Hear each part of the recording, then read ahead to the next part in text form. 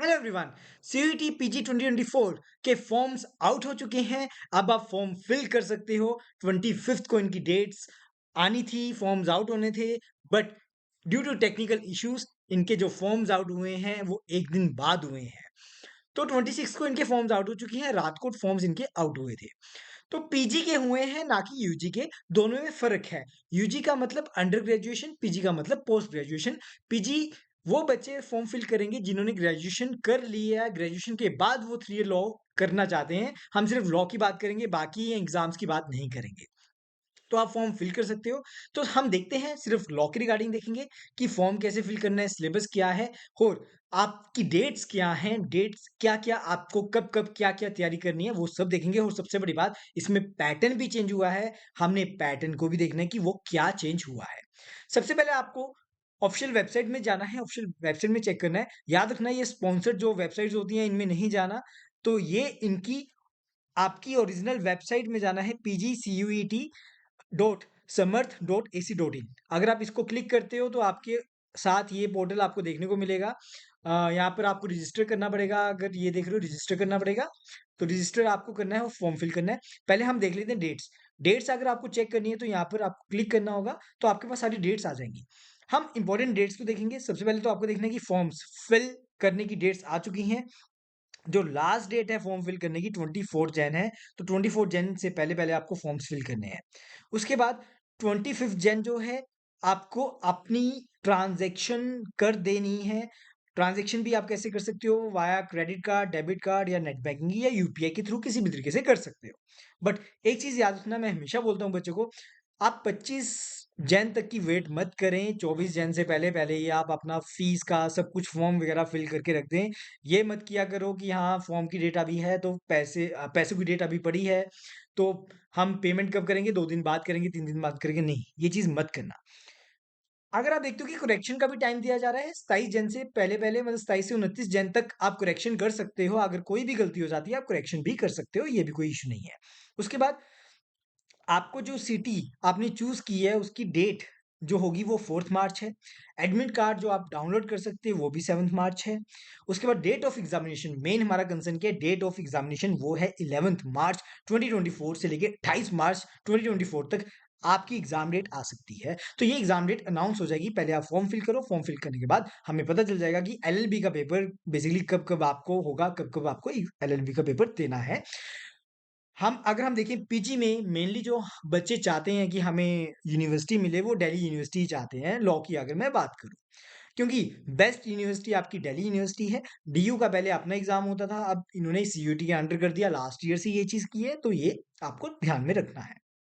Duration क्या होगी exam की, 1 ऑवर 45 मिनट। सबसे पहले तो ये चेंजेज़ हुई हैं। अब इन्होंने 105 मिनट्स कर दिए। मैं आपको बताऊँगा कितने क्वेश्चन्स आते हैं। पहले 100 क्वेश्चन होते थे, क्वेश्चन भी अब इन्होंने कम कर दिए हैं। जब हम सिलेबस देखेंगे एलएलबी 3 ईयर का, तब मैं आपको बताऊंगा कि अब कितने क्वेश्चंस हो चुके हैं।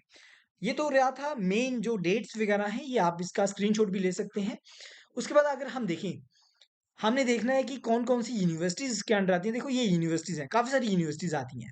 अगर मैं बात करूँ, हमारी जो यूनिवर्सिटी ऑफ दिल्ली है वो आती है या नहीं आती? सबसे पहले तो हमें यही चेक करना है। हाँ जी, बिल्कुल आती है। अगर आप ये देखते हो, यूनिवर्सिटी ऑफ दिल्ली भी इसके अंडर फ़ॉल करती है। तो यूनिवर्सिटी ऑफ दिल्ली का आप देख सकते हो, कैंपस ये सब आप चेक कर सकते हो। इन्होंने लॉ के बारे में भी बता रखा है। तो ये सब आप चेक कर सकते हो कि मिनिमम एलिजिबिलिटी क्या है, क्या नहीं है, वो सब आप चेक कर सकते हो। जैसे कि फॉर्म कौन फिल कर सकता है, कौन नहीं कर सकता, वो सब आप देख सकते हो। अब आप देखें, मेनली हमारा कंसर्न क्या है, सिलेबस। अब सिलेबस आपको कहाँ मिलेगा? देखो, आपको जाना कहाँ पर है, जनरल में जाना है। आपको यहाँ एलएलबी या लॉ सर्च नहीं करना। आपको जी फॉर जनरल एलएलबी में देखना है। इधर आपको यहाँ से पीडीएफ आपकी ओपन हो जाएगी, यहाँ पर आपका सिलेबस ओपन हो जाएगा। अगर हम चेक करें, आपका कोड क्या है? सबसे पहले तो हम कोड की बात कर लें। आपका कोड क्या है? COQP 11 आपका ये कोड है, ये आपको याद रखना है। अगर हम देखें कि अब जो क्वेश्चंस आएँगे वो 75 क्वेश्चंस आएँगे, ये चीज़ आपको याद रखनी है।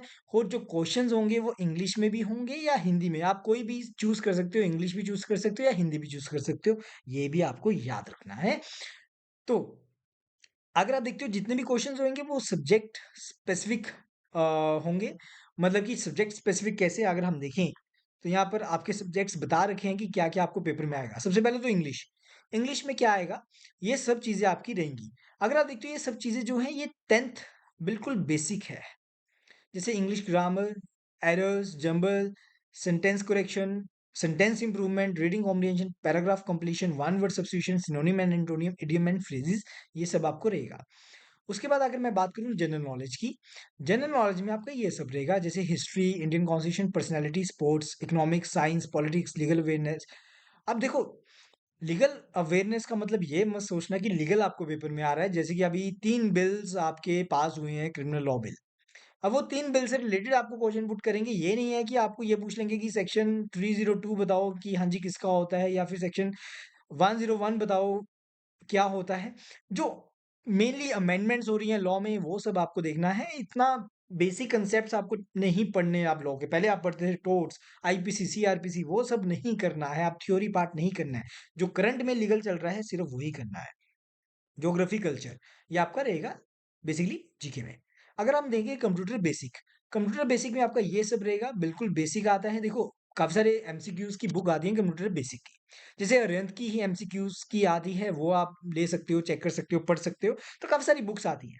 लास्ट ईयर भी अगर हम क्वेश्चन देखें, बड़े ही इजी क्वेश्चंस आए थे, कोई इतने मुश्किल क्वेश्चन नहीं थे, बड़े इजी क्वेश्चन आए थे।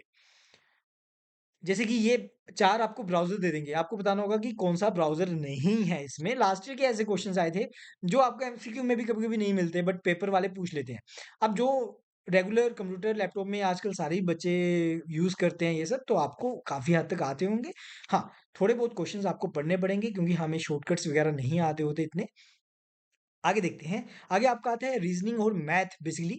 तो हम देखते हैं क्या-क्या टॉपिक्स रहेंगे। Clocks, calendar, average, problem on edges, number, trains, HCF, LCM, percentage, profit loss, partnership, compound interest, ये सब आपके टॉपिक्स रहेंगे। Times and work, time and distance, ये सब आपको देखने हैं, चेक करने हैं। देखो मैथ और रीजनिंग तो आपको करनी पड़ेगी, इंपॉर्टेंट है, इसमें ही नंबर ज़्यादा आते हैं, और करंट अफेयर मेनली आपको नहीं छोड़ने। ये मेन आपका जो पेपर है, इनके ऊपर ही बेस्ड है। आगे देखते हैं रीजनिंग। रीजनिंग भी बिल्कुल ईज़ी है, जो नॉर्मली हमारे टेस्ट में आती है, ग्रेजुएशन के बाद जिन टेस्टों में आती है, जो नॉर्मल टेस्ट दे रहे हो, तो वही सेम रीजनिंग है। Ranking, linear arrangements, sequencing, statement arguments, cause and effect, ये सब आपका रहेगा। ब्लड रिलेशन, कोडिंग, डिकोडिंग, ये सब आपका रहेगा किसमें? लॉजिकल रीजनिंग में। तो ये है आपका सिलेबस। अगर मैं फर्दर बात करूँ, हमने सिलेबस भी देख लिया, हमने देख लिया कि कौन-सा आपका कोड है। तो अब हम देखते हैं यूनिवर्सिटीज़, बेसिकली कौन-कौन सी यूनिवर्सिटीज़ आपकी आ रही हैं, तो ये भी हम थोड़ा-सा देख लेते हैं। देखो ये सारी यूनिवर्सिटीज़ हैं, आप इन यूनिवर्सिटीज़ का फॉर्म फिल आपका हो जाएगा अगर आप देख रहे हो। जब आप फॉर्म फिल करोगे, सीओक्यूपी 11 देखोगे, क्लिक करोगे, तो उसमें आपका ऑटोमेटिक सभी यूनिवर्सिटीज़ का ही आपका आ रहा है, आप चूज़ भी कर सकते हो।